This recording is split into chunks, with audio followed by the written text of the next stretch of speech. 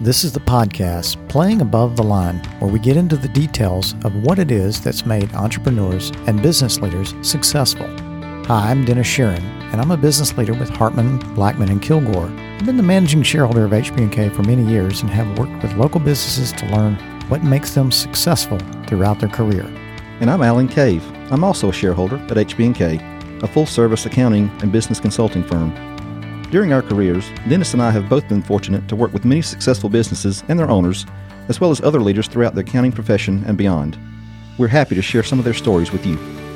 Joining us today is Marissa Thetford, a Mobile native who grew up in Fairhope, Alabama. Marissa runs her own marketing firm called Marissa Thetford Marketing. She has over 10 years' experience working with both big brands and small companies to create award-winning campaigns. Her professional achievements have garnered her recognition as a top 40 under 40 in Mobile Bay magazine.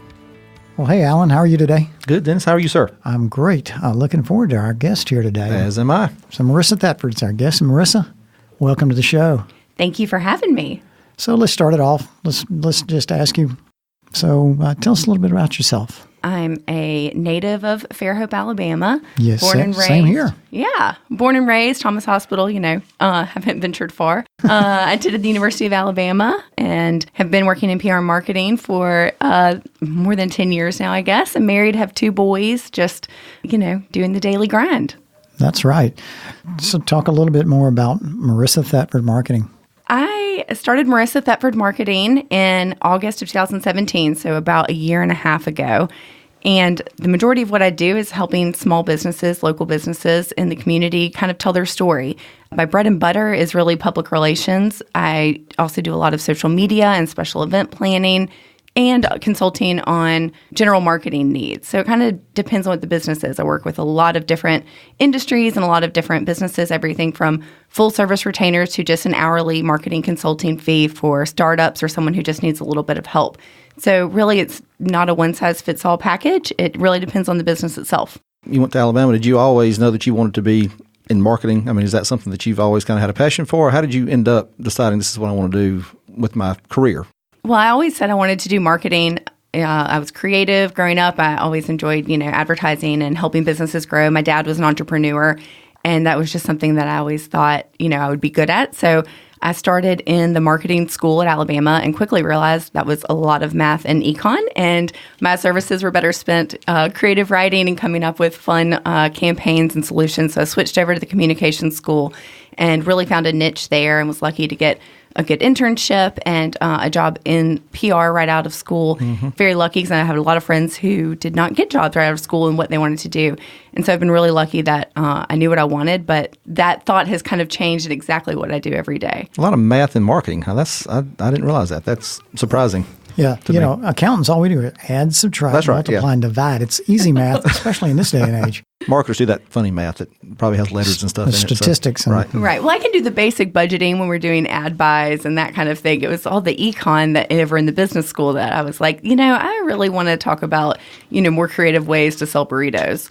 That's a good point. I like that. So you're solo now. How's that for you? It's been an adjustment, but it's been good. Like I said, my dad was an entrepreneur and owned a lot of different kinds of businesses and worked for himself. And that was something he always instilled in me. And it was something I had thought about for a long time, but never really did. My situation where I was working before in an agency was a really good working relationship. I had flexibility and enjoyed my clients and who I worked with. But then the opportunity came when, we kind of went in different directions and she was starting an online magazine and gave me a lot of good advice. And she was like, you can do this. Gave me some clients I was working with, and it was perfect timing. I just had my second child. I was able to pull back, not drive to Mobile every day, which was kind of nice. Mm-hmm. And then it's just grown from there. I've been very fortunate with word of mouth, and relationships have been the foundation of all of that. And working on my own has been an adjustment because you don't have that checks and balances system. I'm sure my husband gets sick of answering my, how does this sound? Or what do you think of this? And kind of helping me run the day-to-day business. But I really try to get involved with my clients and become a part of their team. So I'm getting feedback there all the time. So it's really fluid. But that's been the biggest adjustment, is working, quote unquote, alone. Yeah, that's good. So circling back to your dad, Jack Fleming, you define him as an entrepreneur. So what did that look like growing up? What did he do? Was it kind of one specific industry, or was he just kind of all over the board doing different things? A little all over the place. When I was really young, he had an import-export business. Before that, he owned his own insurance agency in Mobile, Snyder and Fleming Insurance, and he did that for, 20 years or something. And around the time I came along, he had sold his business, and he was importing and exporting plastics from South America and Europe into the United States. I have no idea how he got there. That's another podcast. Yeah. And he's done some real estate. He's done back into insurance and a lot of different things. Owned a couple of other small businesses, vending machines along the way.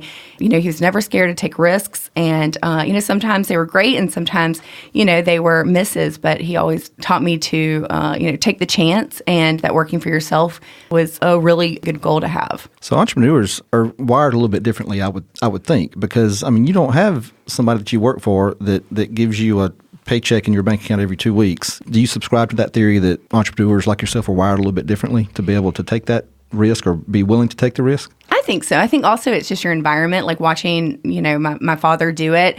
And I have a lot of friends who are business owners, and being in this industry, you're obviously working with the business owners and stuff. So that influences your perspective a lot. I remember being 5 or 6 years old and coloring pictures and walking around the neighborhood, which used to be my grandparents' farm. So it was like my aunts and uncles all lived in the subdivision, and selling my artwork to them. I think that from a young age, it kind of was in my blood. Yeah, but I think it could be learned too. I think that passion comes from somewhere inside that you can't really explain. Right. Yeah, I agree with you. If you were going to dispute that, you're wired a little differently. You and I were going to have a debate. I've known you for a long time, and it's great though. So if you think about everything you do, like you said, you have 2 young children. 2 and 4, right? Right. So you got business. You're very busy. Are you having fun? I am having fun. Yeah. I think something I've learned over the years is that I'm not very good at sitting still. Mm-hmm. And I've found that with the industry I work in, working with a variety of clients, it's different every day. And so that keeps things interesting. And even when I'm not working, I'm working, I put the kids to bed, and then, you get on social media. And since I do a lot of content creation, I'm looking at things, I'm saving things, I'm on vacation taking pictures of pretty color palettes that I think would be good for a brand. It's kind of always working. And so I think that makes a huge difference. That keeps me having fun because it's just how I think. Right. With your clients, do you see a lot of similarities in the type of clients you end up working with that sort of have that same entrepreneurial spirit? I think so. I think that all of them are obviously business owners, small businesses, medium-sized businesses, and I think that they all have that creative spark in them. And, I think that they are really good at what they do, and they hopefully are smart enough to know where they need help, which is where I've come in, or they hire accountants or whatever. And so I think that is also part of the entrepreneurial spirit, is knowing what you're good at and knowing when to ask for help.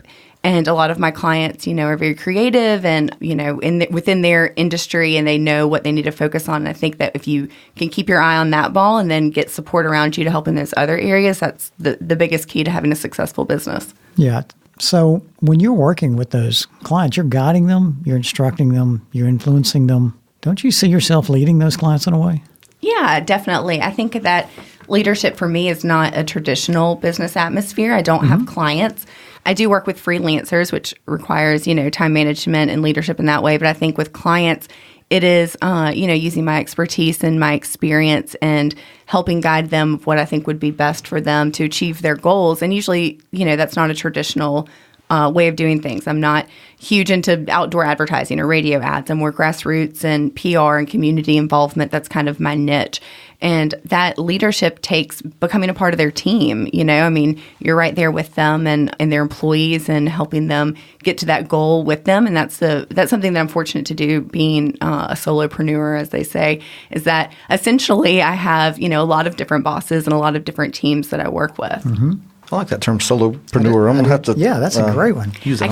I can't take credit for that. Sabrina Alexander, who's another solopreneur, she actually works here at the Container Yard, kind of coined that term to me once, and I really liked it. So I've held on to it. Yeah, I like it. That's great. So you mentioned time management in relation to your clients, but I would imagine, you have 2 kids. You have a husband, right. Family and that kind of thing. So, what does your time management look like? If you could recommend for me how to manage my time more, that'd be great. But so how do you get it all done? Obviously you've got to make priority, make your family a priority, but your clients also, I'm sure, demanding. So what does that time management look like? I mean, how do you do everything that you do? That is a very good question. I feel like I have a lot of girlfriends who ask me that. I guess I make it look good, but in my head sometimes I feel like I'm constantly striving for that. And I think kind of going back to that business owner standpoint is my mind is never off. Sometimes that means that I'm waking up early and working before the kids go to sleep, or I'm going to bed later. But I really try to make the most out of those hours that I'm there during the day. And, when I drop my kids off, between 8 and 9, I have to pick them up by 3. That's a really short window of time. So I really try and kind of guard my time when I have meetings and try and limit those to maybe one day a week, or, not do things after hours. But that way, when I'm in the office, I'm actually accomplishing things, and that helps a lot.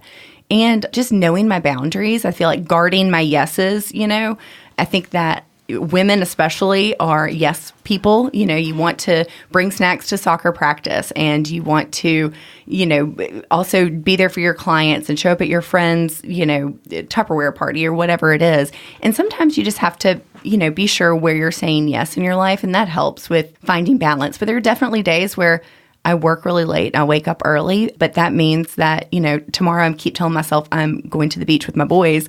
I worked all last weekend. I was up early this morning, but having that balance, it works for me. And so it's not the same every day. I mean, so you have to avoid burnout too, I would imagine. Right. Because like you said, your mind's always on. So I would think it'd be very easy to fall into the trap of never giving yourself that downtime to relax. Yeah, that's true. But luckily we live in a really good place where I'm 3 minutes from Mobile Bay, and being able to take short breaks, and you learn to rest and not give up. And that is a big thing for me. Like I said, with having my own business, I'm fortunate enough to have a flexible schedule, and it's a priority. I pick up my boys from school. My mother-in-law and mom help, if I've got something going on, which they're wonderful, and I'm very fortunate to have that. But making sure that I would rather, pick them up at 3 and be there until bedtime, and maybe have to spend an hour on the computer at 8 o'clock at night, rather than, work until 6 and they go to bed at 6:30 and not see them. So it's just a different balance for everybody. Managing yeses. I like that term. Talk a little bit more about what that means to you. I feel like learning to say no is something that people always talk about. Mm-hmm. This is going to sound cheesy because she's a real housewife of New York, but Bethany Frankel, who's a business entrepreneur, she created the Skinny Girl brand with Skinny Girl margaritas and stuff. She had a book, or had this quote that said, "Come from a place of yes," and making that yes be kind of like your positive point in life, of starting from the place of positivity. So I feel like guarding my yeses is, in my mind at least, sounding better than learning to say no. It comes from a more positive place. So when you are accepting those invitations or accepting projects or, things that you've got to manage, you're really thinking about it from a positive aspect rather than, the negative of, oh, I don't have time for that. So I think that guarding those yeses are really important in life, because that's where you get your balance. If you're going to say yes to something, you've got to be all in. Yeah, I like that. The positive spin on learning to say no is great, I think. So just kind of switching gears just for a second, you've been doing this for a while now. So do you have a mentor? Have you had a mentor? Have there been people in your professional life and even personal life that influenced either your leadership style or your entrepreneurial spirit, any of those things that you can point out? Yes, definitely. I think that in this industry, for what I do, it's a lot about relationships. I'm with people all the time. And so, like I said, working with a lot of different kinds of business, I meet a lot of different business leaders. And the PR community here in Mobile is really supportive. I've been a member of the Public Relations Council of Alabama and on the board. And so I've met a lot of other people who are doing the same types of things as me. And I am one that believes in, community over competition. You don't have to fail so I can succeed. That is, we can all do this together. So when I started my own business, I didn't hesitate. I called literally everyone I knew, Instagram message, texted them and said, "Hey, I'm doing this. What's your advice?" And everyone was super supportive. I've got other solopreneurs, like I had mentioned, that were really helpful in telling me, number one, get a good accountant was a big thing, and things to avoid and things to look for. And, and other people who are doing the same thing, Jennifer Jenkins, who owns JJPR, and Daphne. I think that when I first called her, like the day I decided to do it, I was on the phone with her for, an hour and 20 minutes, and super supportive. And that was really helpful. And I think that having people like that are kind of in the same industry, that are a little bit more experienced or might be doing something different within the industry, it's been really, really helpful, because then you have someone to call or ask a question. And again, because I work alone. So that's, I think, really, really important. So let's talk a little bit forward looking here. What do you see yourself doing and Marissa Thetford Marketing doing next 2, 3, 4, 5 years? That's a good question, Dennis. We're going to get the scoop right here. Right. Wait to hear. I'm sitting here because she's an entrepreneur. She says, Dennis, Right, it's not time to make that up yet. Right. That's very true. I've had people ask me, I've had people contact me, hey, are you hiring? I'd love to join your team. And as I see it right now, I think that I manage it best with having children, my home and family life, just being, a solopreneur, as I say, by myself and being able to really dive into those businesses. And I think that I will probably stay that way. I don't think that I can provide the same kind of value that I'm providing clients if I am worried about managing a team. And I think that is just not fitting in my personality at this time. I don't see that. I like really being able to be an individual, come in, learn about the team, and provide what I do best and really focus on that instead of trying to provide a lot of different kinds of services that I'm not really strong in. And I think that that's kind of what I'll hopefully continue to do. And when my boys start school, maybe do a little bit more of it.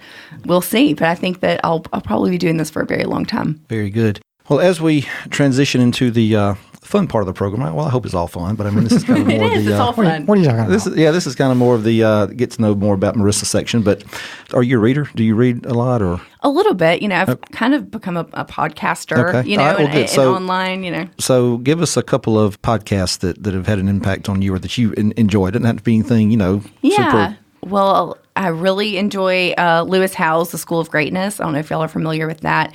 They have really wonderful guests that are really different. I listened to one today, actually, with Sarah Blakely, who's the founder of Spanx. She's a great role model for a woman in business. And they have a lot of different business leaders, entrepreneurs on there, and from a huge variety of industries. And so that's a really good one I like to listen to. Another one I've kind of gotten into recently is by Jenna Kutcher. It's called Gold Digger. And she is a photographer / Instagram personality at this point. But she really talks about growing, your own business, and it's really kind of woman focused. And I've really enjoyed that one outside of my, catching up on Bravo Celebrities or my husband's fishing podcast that I get to listen to in the car. Those are two of my favorite right now. Yeah, I don't think you get an argument from Dennis about a fishing podcast. Nope, that'd be good. It's a good one. I'm going to divert down a little rabbit trail just for a second. You mentioned social media. So obviously social media is becoming bigger and bigger and bigger these days. I mean, how big a part does that play in your overall strategy, I guess, for clients these days? It depends on the client and depends on what goals they want to do. Some clients I just consult, and some clients it's basically all I do. I am coming fresh off of the Fairhope Arts and Crafts Festival with their social media, which is huge. I'm sure y'all are familiar with it, being in this area. It's a really good way to reach your audience and for an affordable, rate if you have the time to invest or, someone to help you manage that content. I think that a lot of what I do with brands is helping tell their story and helping add a personality or add a face to just a logo or just a business sign on the street. And I think that the value of social media is that you actually can kind of get to know these people beyond just, the invoices that they send you or the service when they fix your air condition. You get to see if they're involved in the community and what they're doing and the kind of people they are and the kind of business that you want to be a part of or that you want to interact with or engage with or trade services with. And that's huge. And that's something that I'm a big advocate of. I see a lot of benefits for my clients who do it and do it, proactively and do it well and have a strategy and measure and watch and see what's good and, what's bad, what worked, what didn't. And it allows people to connect, like with arts and crafts. I mean, the amount of messages we got, where do I park? Can I bring my dog? Beyond that, people could go to a website, but I feel like that line of communication, I feel like for Fairhope, for such a long time, you think of arts and crafts as we bring a bunch of tourists in and artists and then they all leave.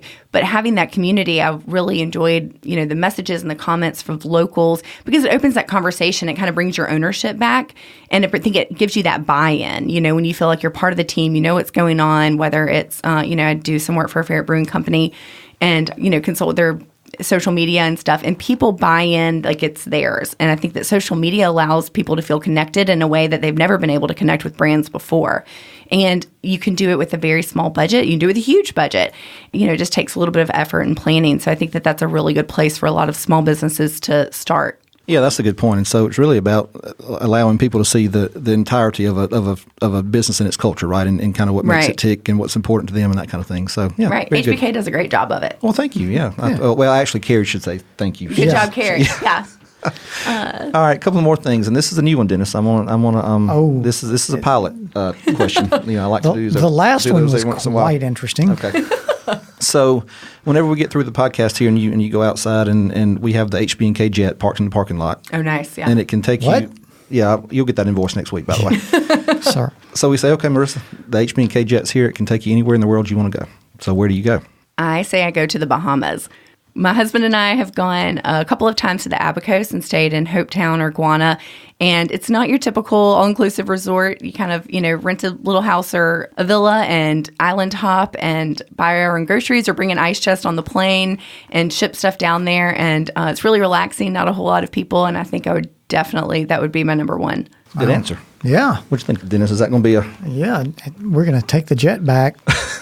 But, get that credit or get a refund? We're going to get something. Okay. We don't need that new Bayway, right? No, that's right. Okay, and so as we wrap up, last question. So when you're driving back across the bay on I-10 or Highway 90, however you come, and a spaceship lands, you got to stop because spaceship's in the middle of the road. What you gonna do? Little door opens, a little alien comes down the walkway, and he says, "Marissa, take me to your leader." Where do you take him? Well, I guess I should take him to church, huh? I guess that's the place where the foundation starts. There you go. That's been a very popular answer so far. Yeah. I feel like if you don't say that, then you're probably not going to end up in a very good place.